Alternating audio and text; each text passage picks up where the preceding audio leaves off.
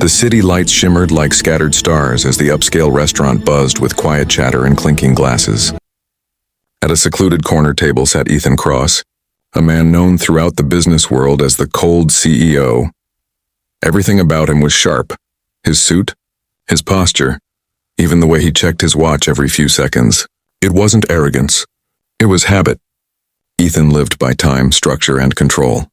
He was waiting for someone, a blind date arranged by his sister. "You need to open your heart for once," she'd said. "She's perfect for you." Ethan wasn't convinced, but he'd agreed. Maybe to get her off his back. Maybe because somewhere deep down even he was tired of coming home to silence.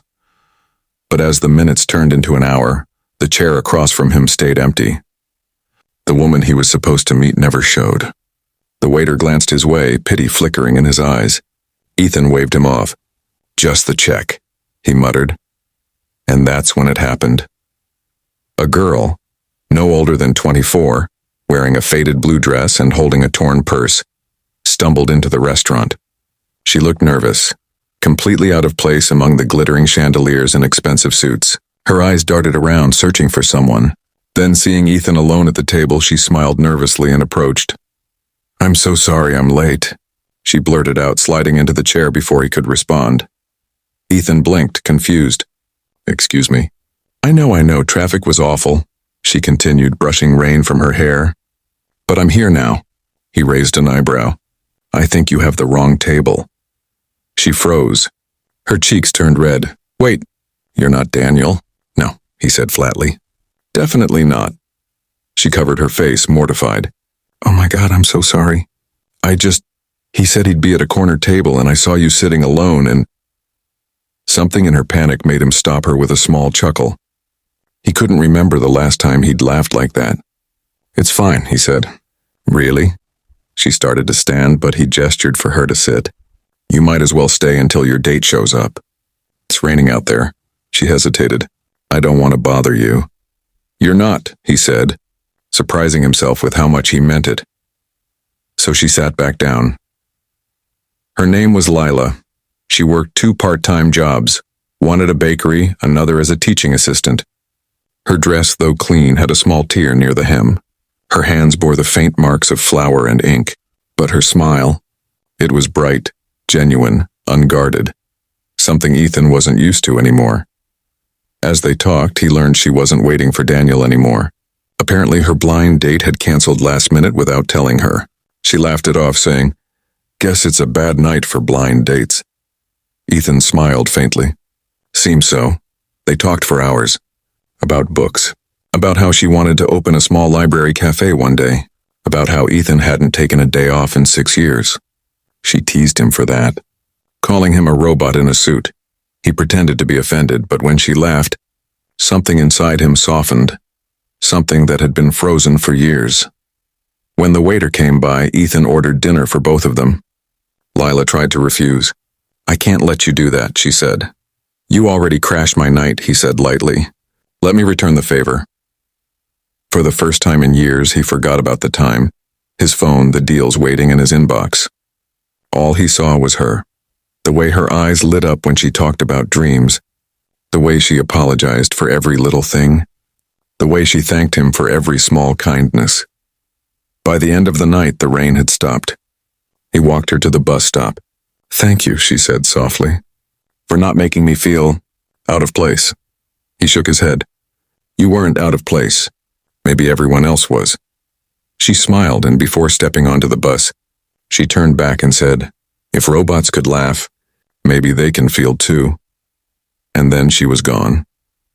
Ethan went home that night to his penthouse, glass, marble, and silence. But it didn't feel the same anymore. He found himself thinking about her laugh, her stories, her ridiculous courage to walk up to a stranger's table. He didn't even know her last name. Over the next few weeks, he couldn't focus. During meetings, her voice echoed in his head. When he looked at the city skyline, he wondered what bus route she took home. For the first time in a long time, money and numbers didn't fill the space in his mind. Then one morning, he passed by a small bakery on his way to a meeting.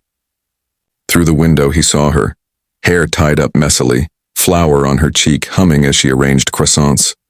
He stopped walking. He didn't even think and he just went inside. She turned, eyes widening. "Ethan?" He smiled awkwardly. "Good morning, Lila. I was just in the neighborhood." She laughed. "Right, and billionaires casually stroll into bakeries for fun." He shrugged. "Maybe this one does." He bought a coffee and a pastry, but he didn't leave.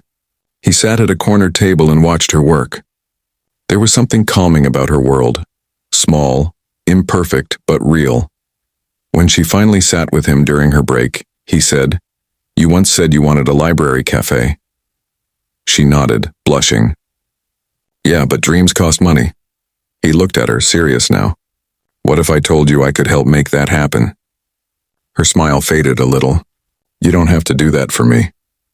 "I know," he said, "but I want to." She hesitated. "Why?" He met her eyes. "Because the night you sat at my table by mistake, you reminded me what it feels like to live.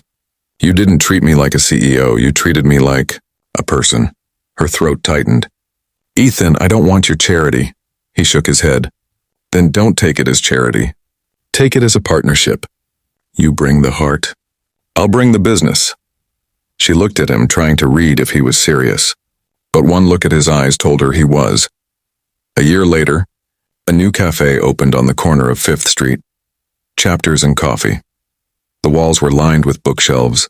The smell of espresso filled the air, and laughter danced through the space. At the grand opening, Ethan stood beside Lila, watching her greet customers with the same warm smile that had changed his life. Reporters were outside, of course.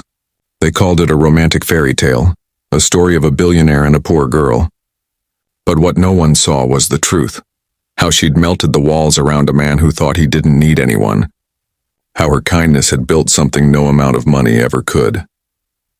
When the crowd thinned, Ethan leaned closer and whispered, "Still think I'm a robot?" She laughed, slipping her hand into his. "Maybe a robot. With a heart," he smiled. "A heart you programmed." The city lights gleamed through the cafe windows, and for the first time, Ethan didn't feel like he was missing anything.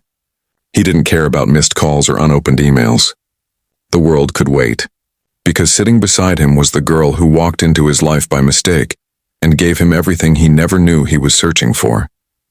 And from that night on, the cold CEO was never cold again.